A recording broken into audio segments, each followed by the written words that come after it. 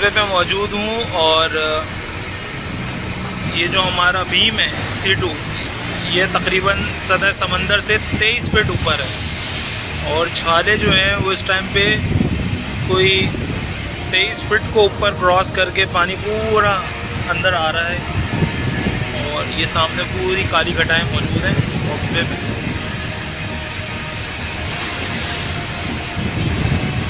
ये देखें, ये देखें, ओहो, ये मैं फर्स्ट फ्लोर पे मौजूद हूँ, मतलब सतह समंदर से कोई 35 फीट ऊपर मौजूद हूँ और छाले ऊपर मेरे ऊपर तक आ रही हैं 35 फीट ऊपर।